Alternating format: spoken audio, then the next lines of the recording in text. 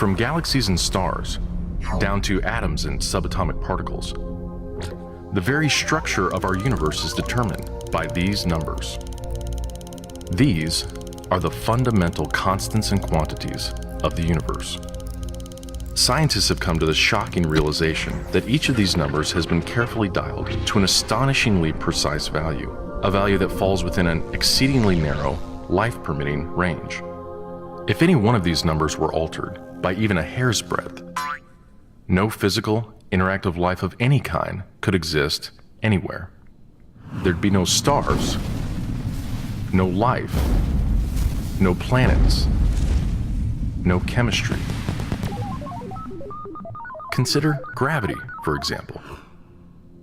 The force of gravity is determined by the gravitational constant. If this constant varied by just 1 in 10 to the 60th parts, none of us would exist. To understand how exceedingly narrow this life-permitting range is, imagine a dial divided into 10 to the 60th increments.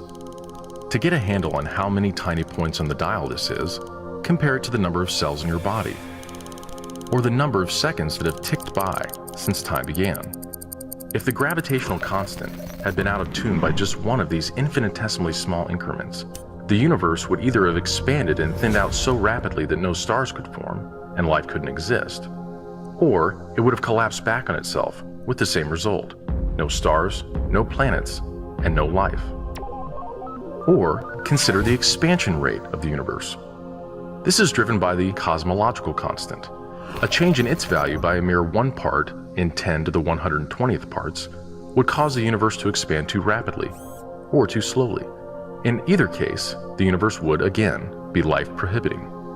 Or another example of fine-tuning. If the mass and energy of the early universe were not evenly distributed to an incomprehensible precision of 1 part in 10 to the 10 to the 123rd, the universe would be hostile to life of any kind. The fact is, our universe permits physical, interactive life only because these, and many other numbers, have been independently and exquisitely balanced on a razor's edge. Wherever physicists look, they see examples of fine-tuning. The remarkable fact is that the values of these numbers seem to have been very finely adjusted to make possible the development of life. If anyone claims not to be surprised by the special features that the universe has, he's hiding his head in the sand. These special features are surprising and unlikely. What is the best explanation for this astounding phenomenon? There are 3 live options. The fine-tuning of the universe is due to either physical necessity, chance, or design. Which of these options is the most plausible? According to this alternative, the universe must be life-permitting. The precise values of these constants and quantities could not be otherwise. But is this plausible? Is a life-prohibiting universe impossible? Far from it. It's not only possible, it's far more likely than a life-permitting universe. The constants and quantities are not determined by the laws of nature. There's no reason or evidence to suggest that fine-tuning is necessary. How about chance? Did we just get really lucky? No. The probabilities involved are so ridiculously remote as to put the fine-tuning well beyond the reach of chance. So, in an effort to keep this option alive, some have gone beyond empirical science and opted for a more speculative approach, known as the multiverse. They imagine a universe generator that cranks out such a vast number of universes that, odds are, life-permitting universes will eventually pop out. However, there's no scientific evidence for the existence of this multiverse. It cannot be detected, observed, measured, or proved. And the universe generator itself would require an enormous amount of fine-tuning.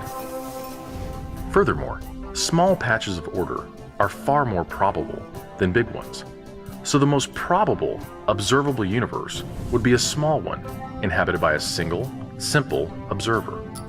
But what we actually observe is the very thing that we should least expect: a vast, spectacularly complex, highly ordered universe, inhabited by billions of other observers. So even if the multiverse existed, which is a moot point, it wouldn't do anything to explain the fine-tuning. Given the implausibility of physical necessity or chance, the best explanation for why the universe is fine-tuned for life may very well be it was designed that way.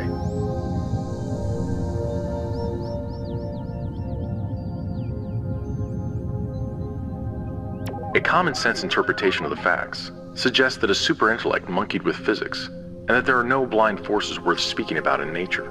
The numbers one calculates from the facts seem to me so overwhelming as to put this conclusion almost beyond question. There is for me powerful evidence that there is something going on behind it all. It seems as though somebody has fine-tuned nature's numbers to make the universe. The impression of design is overwhelming.